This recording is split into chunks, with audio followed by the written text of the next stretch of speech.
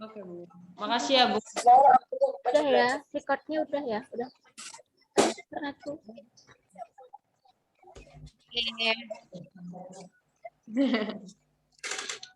Assalamualaikum warahmatullahi wabarakatuh. Waalaikumsalam. Waalaikumsalam warahmatullahi wabarakatuh. Salam dan bahagia. Semoga kita selalu sehat ya. Baik, di kesempatan kali ini kita bakal diskusi tentang macam-macam batik yang ada di daerah kita masing-masing, khususnya di masing-masing kelompok ya. Kelompoknya itu terdiri dari Hanum, Arenita, Siska, Siva Devista, Jasinta, Lulu, sama Yogi. Oke, langsung aja kita memperkenalkan masing-masing macam-macam batik yang ada di daerahnya. Dimulai dari teman-teman, nanti langsung dilanjutin gitu ya. Iya. Oke, siapa dulu yang mau mulai? Aku mulai definisi dari batik kontemporer ya. Oke, siap. Definisi batik kontemporer itu sendiri yaitu berarti kekinian, atau jika di bidang mode berarti model terbaru hasil perkembangan budaya yang sedang digemari. Batik jenis ini merupakan batik yang bernuansa modern dan biasanya menggunakan pewarna buatan. Menggunakan pewarna buatan seperti remasol dilakukan untuk mendapat warna yang lebih cerah dari batik klasik. Selain itu, batik motif ini lebih mengedepankan pewarnaan bersifat gradasi atau perpaduan warna yang indah. Cirinya yaitu mempunyai ragam yang luas dan bebas, motif pada batik ini tidak mempunyai arti simbolik, warna bebas tidak harus sesuai dengan pakem, dan tidak terikat dengan daerah asal batik. Untuk contohnya, ini ya teman-teman bisa dilihat. Ini contoh dari batik kontemporer. Bisa dipahami nggak? Aku mau tanya, boleh nggak, Ren? Boleh. Kalau misalkan contoh pemakaian batiknya ini gimana ya? Maksudnya kalau misalkan kan ada yang dipakai baju kerja atau baju olahraga gitu, terus umumnya ini biasanya ada yang pakai gitu nggak di baju-baju gitu? Banyak, justru malah batik kontemporer yang motif kayak gini, setahu aku ya, ini dari pengalaman aku ngejahit batik kayak gini ya teman-teman. Batik kayak gini tuh bisa buat pakaian kerja, jadi mereka lebih dominan ke pakaian kerja yang formal-formal gitu, misalnya ke acara resmi kayak pernikahan, terus acara lainnya ya, yang penting yang formal resmi gitu. Terus untuk harga batik motif kayak gini nih yang warna biru ini biasanya itu lebih mahal itu. Terus yang kayak gini bisa lebih murah dan lebih mahal. Kalian bisa lihat nih kalau misalnya ada di pameran di mall-mall itu kan sering kan di atrium itu kadang ada mereka yang display batik motif kayak gini. Nah, ini bisa salah satu contohnya. Cuman yang ini motif kontemporer. Jadi kayak semi apa sih? Semi tulis atau lukis gitu loh. Nah, terus Iya iya. Oke, udah bisa dipahami. Ada yang mau bertanya lagi? Oke, paham Ren. Makasih Ren. Ya. Next ya. Nah, selanjutnya untuk yang pertama ini dari Daerah Istimewa Yogyakarta.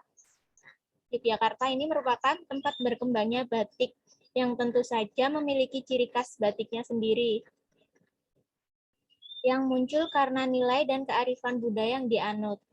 Nah, ini ada sejarah lahirnya batik gaya Yogyakarta, dimulai dari peristiwa politik Perjanjian Giyanti pada 13 Februari tahun 1755 yang membagi Kerajaan Mataram menjadi dua. Setelah pembagian wilayah, seluruh batik Kerajaan Mataram ini menjadi milik Kesultanan Yogyakarta, dan sejak saat itu warisan batik gaya Kerajaan Mataram ini dipertahankan dan menjadi acuan serta standar bagi batik gaya Yogyakarta sampai sekarang. Gitu. Nah, untuk motifnya sendiri memang mengalami pengembangan, namun masih tetap mengacu pada motif pokok atau dasarnya. Nah, motif pokoknya itu ini ada perbandingan motif geometris dan non-geometris. Batik gaya Yogyakarta ini memiliki warna yang khas. Warna dasaran atau latar batik gaya Yogyakarta adalah warna putih atau hitam biru kehitaman.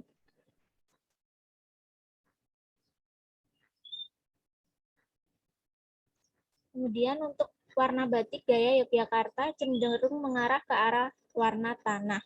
Pemilihan warna ini memang tidak lepas dari pengaruh geografis dan kondisi alam dari wilayah Yogyakarta, yang kehidupan masyarakatnya dulu selalu berhubungan dengan tanah dan pertanian.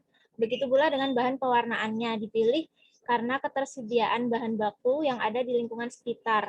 Warna biru tua didapat dari ranting dan daun tanaman indigo yang dicampur dengan gula aren, tebu, tape, dan tua.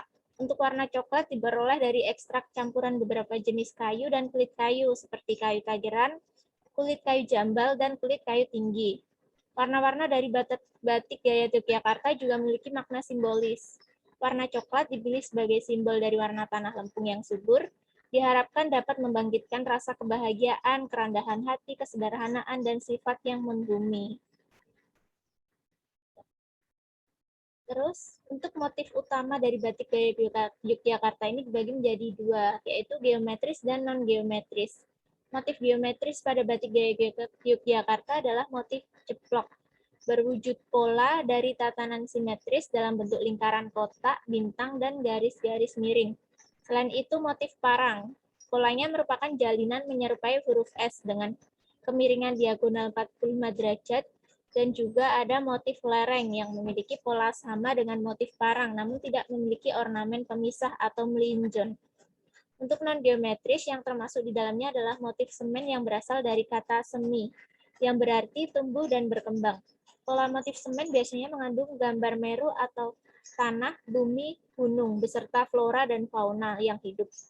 Ada pula motif lunglungan, bentuk polanya berupa sulur-sulur dari pohon yang merambat. Kemudian motif boketan yang menampilkan wujud pola satu pohon mulai dari batang, daun, ranting, bunga, dan hewan-hewan yang ada.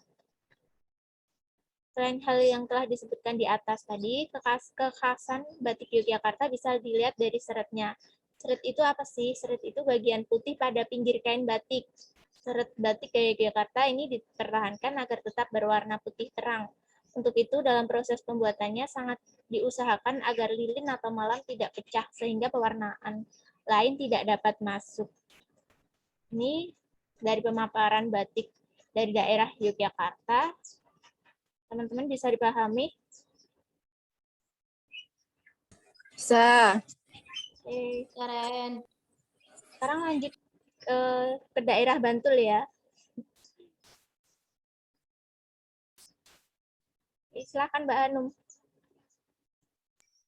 Terima kasih.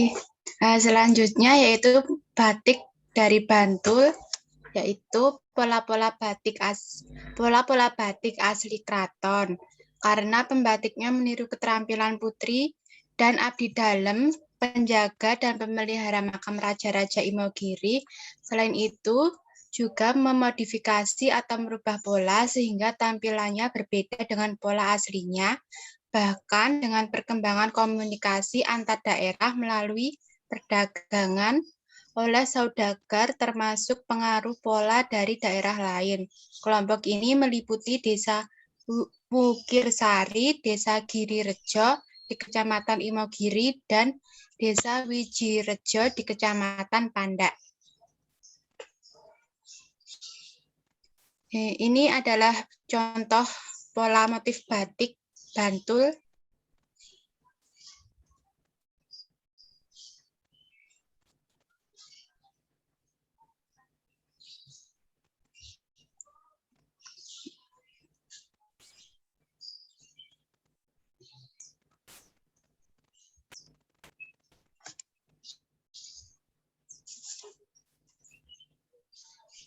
Udah cuman segini ya? Masih ada lagi ya Kak? Masih ada lagi, kalau di sini cuma ada segitu. Nambah satu aja ya. Oh ya. Terus yang selanjutnya ada batik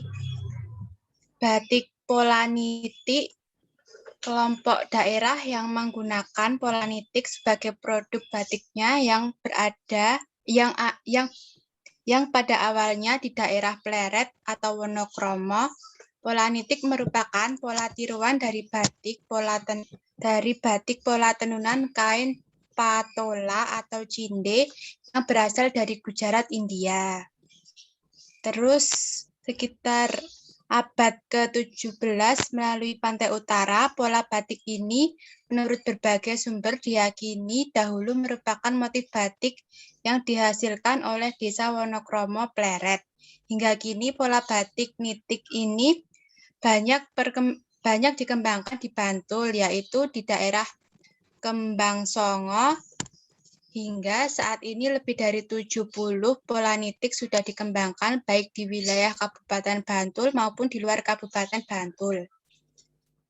Terus pola batik nitik ini sebagian besar diberi nama bunga seperti kembang kentang, sekar kemuning, sekar randu, kembang kantil, kembang kenongo, kembang pace, kembang waru, ceprek, dan sebagainya. Serta banyak dijumpai motif nitik dengan dipadupadankan dengan pola kain seperti parang, kawung, garuda, keong, atau ceplok yang lain sehingga muncul nama-nama nitik tambal, parang seling nitik, nitik kesatria, nitik cakar ayam, Tanjung Gulung, dan lain-lain. Sudah dilanjutkan oleh selanjutnya.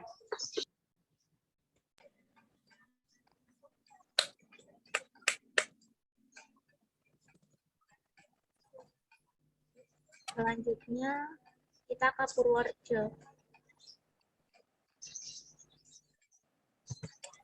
Burung geser ya? Belum geser ya? Bentar. Udah, bisa dibacakan ya. Ini belum tak.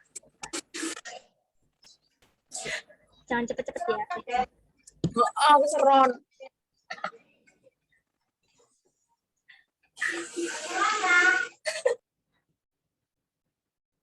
Segera yuk.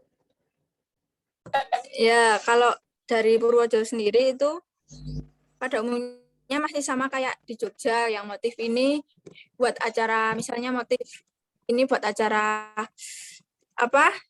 Kalau nyenguk orang sakit, kalau kondangan atau acara ke pernikahan gitu. Nah, tapi kalau Purworejo sendiri punya batik namanya motifnya Adi Purwa. Nah, itu nanti dibagi lagi, ada macam-macam motif yang umumnya itu menonjolkan ciri khas dari kecamatan-kecamatan tertentu. Kalau ini salah satu contohnya itu, di bawahnya itu motifnya orang sedang menari, itu namanya tari Indolala, merupakan salah satu tarian khas daerah Purworejo. Nah, ada motif lain juga, kalau di daerah Cangkrep itu yang ditonjolkan kambing etawa itu yang tanduknya ngelungker. Nah, itu ada motif yang kayak gitu. Terus yang di daerah Kaligeseng yang di gunung-gunung itu yang diunggulkan itu hasil buminya kayak buah manggis sama durian. Terus ada juga yang motifnya itu pakai kayak menciri khaskan makanannya makanan khas Purworejo, yaitu celorot. Celorot itu bentuknya karena unik kan, jadi dipakai buat motif. Segitu saja dari motif batik Purworejo. Terima kasih.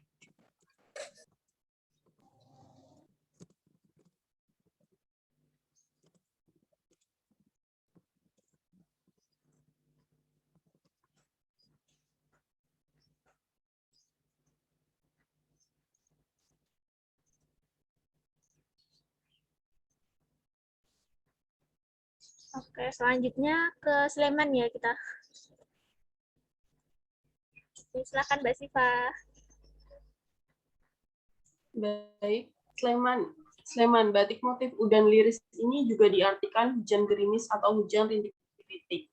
Merupakan simbol kesuburan, kesejahteraan, dan rahmat dari Tuhan. Untuk menambah keindahan motif ini, biasanya di antara garis-garis tersebut dihiasi dengan motif api, yang berarti kesaktian dan ambisi. Motif setengah kawung menggambarkan sesuatu yang berguna. Motif banji sawat melambangkan kebahagiaan dan kesuburan. Motif melinjon melambangkan salah satu unsur kehidupan. Motif tritis melambangkan adanya ketabahan hati. Motif ada-ada melambangkan adanya perkasa. Motif untul walang melambangkan adanya kesinambungan. Motif batik ini termasuk ke dalam larangan, karena motif ini termasuk yang hanya diperkenankan dipakai oleh keluarga kerajaan.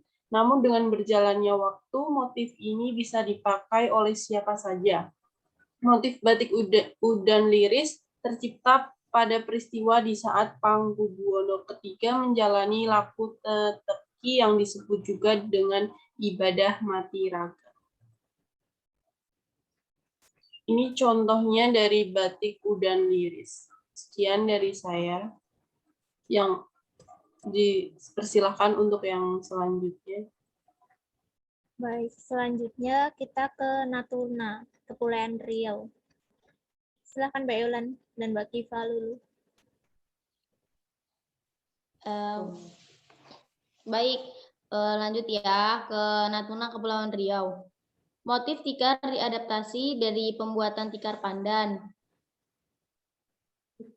Pandan tradisional di Kepulauan Natuna. Tradisi menenun tikar memiliki makna khusus dan telah dipertahankan selama berabad-abad oleh masyarakat setempat di Pulau Natuna. Hal ini adalah bentuk kreativitas tradisional budaya Natuna yang masih dapat ditelusuri hingga hari ini. Pencipta tekstil batik ini juga bertujuan untuk meningkatkan kesadaran masyarakat lokal tentang tikar anyaman pandan tradisional. Nah, ini contohnya. Namanya tuh batik tikar kalau di Natuna.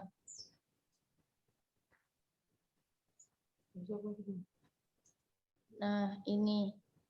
Biasanya tuh kalau batik tikar ini tuh kan jadi bahan apa ya? Baju-baju kerja di sini kayak tambahan gitu loh untuk alis kayak di tangan, di leher gitu, baju-baju anak sekolah gitu juga pakai batik tikar. Dan ini batik yang bawah ini definisi dari batik ini cengkeh, bawahnya gambarnya. Bentar, nggak mau jalan. Oke. Selanjutnya batik motif putih buah cengkeh yang dipadukan dengan daun bambu berwarna putih dengan tambahan warna merah muda di bagian corak batang bambunya. Sementara untuk dasar kainnya berwarna biru laut dan biru muda. Nah, ini contoh batiknya. Nah, ini tuh batiknya tuh jadi kemarin tuh jadi kemarin itu untuk motif batik yang putih buah cengkeh ini seperti dipamerkan gitu di acara pameran Expo Natuna. Waktu Natuna ulang tahun. Nah, jadi itu kan dari masing-masing daerah di Natuna tuh kayak nyiptain batik gitu, kain-kain gini. Nah, itu kan dilihat tuh mana yang bagus, mana yang apa ya, cocok untuk di Natuna tuh apa gitu. Nah, jadi dapatnya nih tuh pas di kontes itu tuh, nah batik inilah yang menang. Nah, jadi semenjak itu jadi batik inilah yang tambahan dari temannya batik tikar tadi. Jadi motifnya udah ada yang baru gitu. Iya deh. Selanjutnya, pembuatan batik dapat memakan waktu dari minimum 1 bulan hingga 2 tahun tergantung pada kompleksitas prosesnya.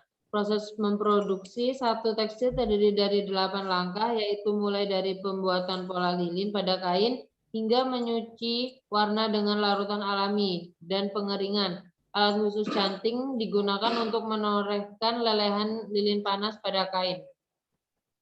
Nah, gimana teman-teman? Segitu penjelasan batik yang ada di Natuna. Ada yang mau ditanyakan? Mbak, saya boleh bertanya nggak? Ini kok batiknya di apa kayak dibikin selendang ya ini?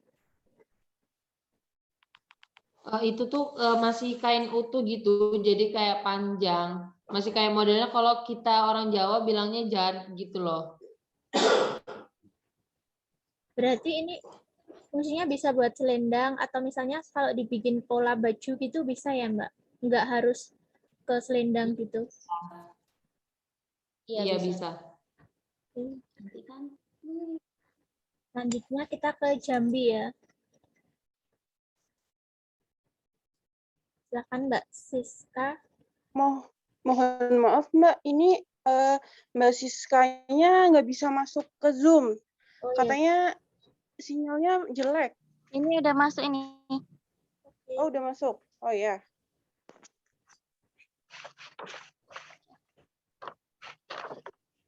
Batik dari daerah Tebo.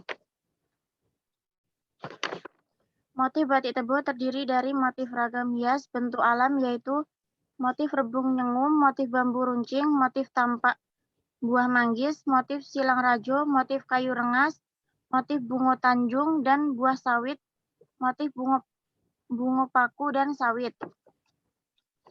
Contohnya yang pertama yaitu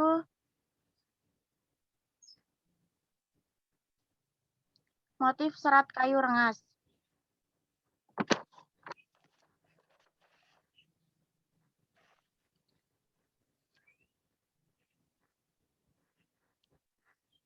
Motif serat kayu rengas bermakna melambangkan kekayaan Tebo yang ditumbuh di sekitar Sungai Batang Tebo. Yang kedua yaitu motif batik khas dari motif rebung nyengum.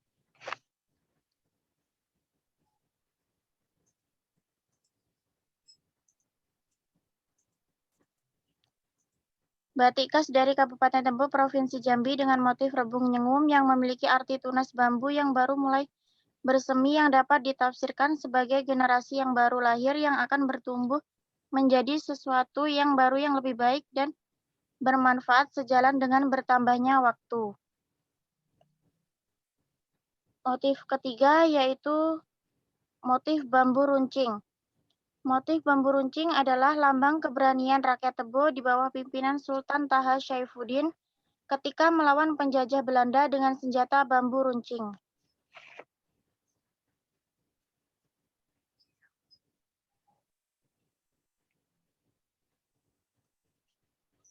Udah ya Mbak Siska? Selanjutnya, udah Mbak.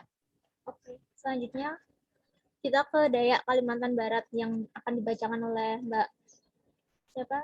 Jacinta. Silakan Mbak. Motif Tidayu secara etimologis adalah kependekaan dari Tionghoa, Dayak, dan Melayu. Tionghoa itu dari motif yang gambar kipas, terus etis Dayaknya yang tameng, etis Melayunya dari bunga pucuk rebung. Di mana ketiga etis ini bermukim dan merupakan tiga etis terbesar di Pontianak, khususnya di kota Singkawang. Motif ini awalnya menjadi sayembara oleh istri wali kota Singkawang periode 2007 sampai 2012, Hasan Karman, yaitu Elizabeth Majuyeti. Corak Tidayu ini digambarkan seperti kembang-kembang yang lentik dan beraneka macam warna. Motif Tidayu sendiri memiliki 6 corak yang berbeda, yaitu lembayung, beutai, lampion, rimba, bangau, dan harmoni. Setiap corak mewakili unsur etnis yang terdiri dari 3 bagian tersebut, seperti contohnya motif rimba yang merupakan motif pucuk rebung yang menjadi ikon Melayu di Sambas yang diceritakan seperti hutan rimba. Di atasnya yang digambarkan burung hong pada mitologi Tiongkok dan burung enggang yang mewakili kebudayaan masyarakat Dayak.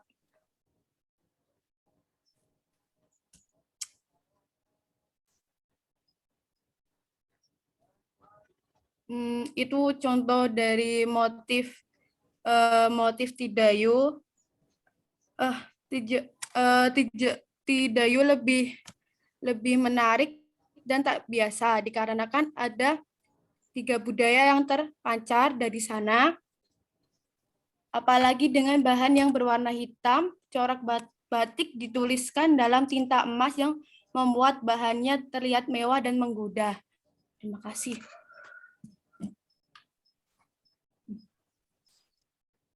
Ada tambahan lagi. Ini kalau boleh tahu tadi batik dari mana ya? Kalimantan. Dari Natuna ya. Iya, kayak ya.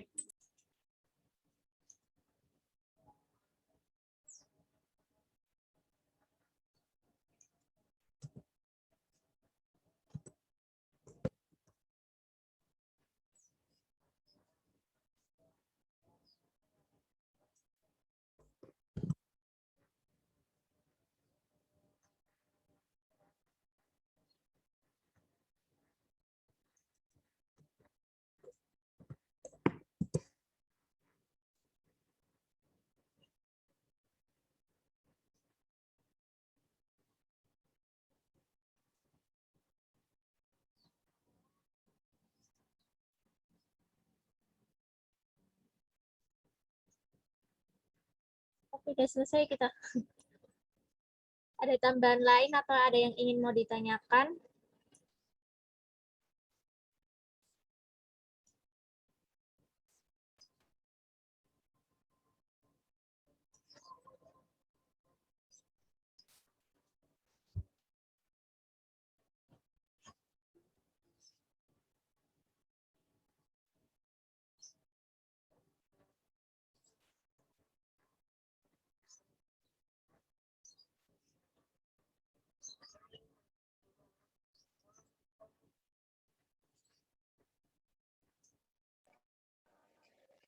Udah Ren, tinggal ditutup saja.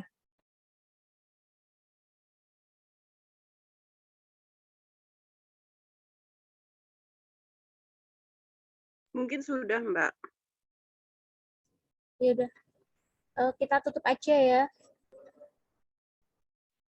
Sekian diskusi hari ini. Semoga bisa bermanfaat bagi kita semua.